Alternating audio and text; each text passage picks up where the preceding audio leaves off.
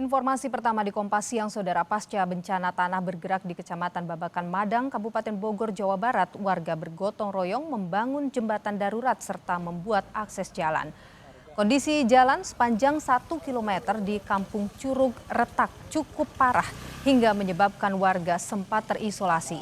Sementara itu untuk relokasi hunian warga terdampak masih dalam pembahasan. BPBD Kabupaten Bogor menyebut pengecekan lokasi dilakukan secara intensif karena tanah bergerak masih terjadi. Sementara itu, Badan Meteorologi, Klimatologi, dan Geofisika memprediksi potensi hujan deras disertai angin kencang terjadi hingga 19 September.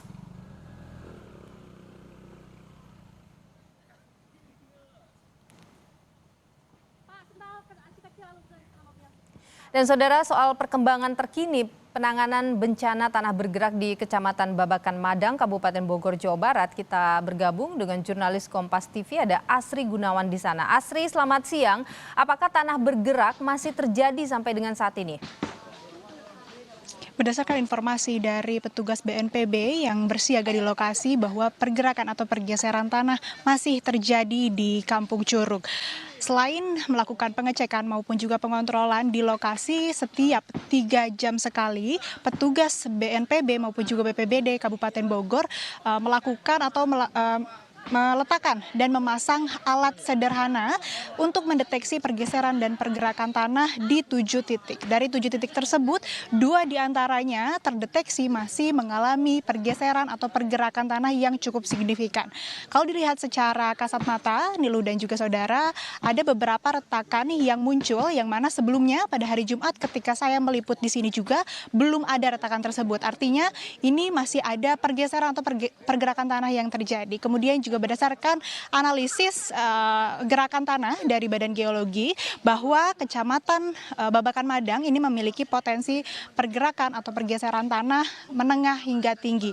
Dari 40 kecamatan yang ada di Kabupaten Bogor, 4 diantaranya memiliki potensi gerakan tanah yang menengah, kemudian 22 diantaranya memiliki potensi pergerakan tanah menengah hingga tinggi, dan 14 kecamatan lainnya berpotensi mengalami banjir bandang. Selain itu pun BMKG telah mengeluarkan informasi peringatan dini waspada hujan sedang hingga lebat yang terjadi pada siang hingga malam hari di Kabupaten Bogor, dan khususnya juga di kawasan atau lokasi kejadian pergerakan tanah yang diperkirakan akan terjadi pada tanggal 17 hingga 19 September 2022. Hal ini pun juga seiring dengan informasi yang diberikan oleh warga bahwa memang masih terjadi hujan deras pada malam hari, sehingga memang pergerakan atau pergeseran tanah masih terjadi dan juga potensi masih cukup tinggi. Nilo.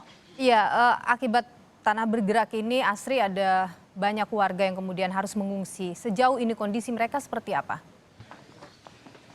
Warga mengungsi di beberapa tempat, diantaranya di tenda yang didirikan oleh BPBD maupun juga BNPB yang lokasinya tidak jauh dari lokasi pergerakan atau pergeseran tanah. Kemudian ada yang mengungsi di villa, dan satu lagi tempat yang menjadi pengungsian adalah di rumah kerabat atau keluarga terdekat dari para warga terdampak ini. Warga telah mendapatkan bantuan baik itu makanan, minuman, kemudian sembako hingga popok yang diberikan dari berbagai pihak. Kemudian untuk kesehatan itu sendiri, warga tidak ada yang mengalami luka-luka maupun juga sakit, dan sudah ada petugas kesehatan yang bersiaga di sekitar lokasi. Kemudian untuk aktivitas warga sendiri di siang hari masih banyak sekali warga yang beraktivitas di dalam atau di sepanjang jalan yang mengalami pergerakan atau pergeseran tanah, dan seperti yang dapat Anda lihat juga Nilo dan juga saudara, di belakang saya warga masih banyak beraktivitas, yaitu membangun jembatan darurat dan juga akses jalan, serta memperbaiki beberapa titik retakan di sepanjang jalan sepanjang 1 km ini agar dapat dilalui oleh kendaraan roda 2. Karena memang mengingat warga pun masih banyak yang melakukan evakuasi terhadap barang-barang mereka di tempat tinggalnya, dan juga melakukan peninjauan yang mana jaraknya apabila ditempuh dengan jalan kaki memang cukup jauh, yaitu lebih dari 1 km antara tempat tinggalnya yang terdampak ke pengungsian. Kemudian untuk yang dikeluhkan oleh warga itu sendiri adalah terkait dengan sumber listrik, karena selama 5 hari ini sejak hari kejadian hari Rabu kemarin, warga masih kesulitan mendapatkan sumber listrik karena dari PLN sendiri telah memadamkan listrik dengan alasan untuk keselamatan dan menghindari hal-hal yang tidak diinginkan untuk terjadi. Dan satu lagi yang menjadi keluhan warga adalah terkait dengan kerusakan jalan akibat bencana ini dan juga kerusakan tempat tinggalnya. Warga masih menunggu respon pemerintah terkait dengan perbaikan infrastruktur maupun juga relokasi yang kemungkinan akan dilakukan oleh pemerintah. Nilu. Ya, bicara soal relokasi yang Anda sebutkan barusan, Asri, ini kan kalau kita lihat permukiman yang terdampak bencana tanah bergerak ini berada di cekungan. Nah, informasi lebih detail soal relokasi warga ke lokasi yang lebih aman sejauh ini yang Anda dapatkan seperti apa, Asri? Tadi kami sempat menanyakan kepada salah satu petugas atau tim BPBD Kabupaten Bogor bahwa terkait dengan wacana ataupun agenda relokasi hunian warga, baik itu hunian sementara maupun hunian tetap, ini masih menjadi pembahasan antara pihak BPBD dengan pihak-pihak lainnya, karena mengingat agenda ini melibatkan banyak pihak, tidak hanya BPBD ataupun salah satu pemerintah daerah saja. Kemudian terkait dengan agendanya dari pihak BPBD maupun juga Badan Geologi, Badan Informasi Geografis, ini hanya bisa melakukan pengkajian. Kemudian juga memberikan rekomendasi atas apa penyebab dari bencana ini, kemudian bagaimana dampaknya dan bagaimana penanganan yang tepat untuk dilakukan kepada warga terdampak maupun juga kepada kepada struktur jalan dan juga bangunan-bangunan yang mengalami kerusakan.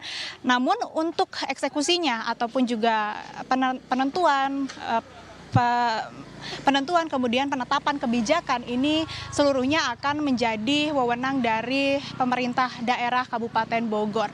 Dan sampai saat ini pemerintah Kabupaten Bogor belum memberikan informasi lebih lanjut terkait dengan relokasi ini, karena memang untuk relokasi ini harus juga didiskusikan dengan warga terdampak karena ini menyangkut kehidupan dan juga tempat tinggal dan lingkungan dari warga itu sendiri. Namun yang dapat dipastikan Nilu dan juga saudara, untuk hunian sementara untuk pengungsian ini sudah disediakan oleh pemerintah daerah Kabupaten Bogor. Namun untuk relokasi hunian tetap atau hunian sementara atau rumah-rumah yang akan menjadi rumah pengganti dari para warga yang terdampak, ini masih belum ada informasi yang lebih lanjut dari pemerintah daerah Kabupaten Bogor. Nilu. Baik, terima kasih Asri Gunawan, jurnalis Kompas TV atas informasi Anda langsung dari Kabupaten Bogor, Jawa Barat.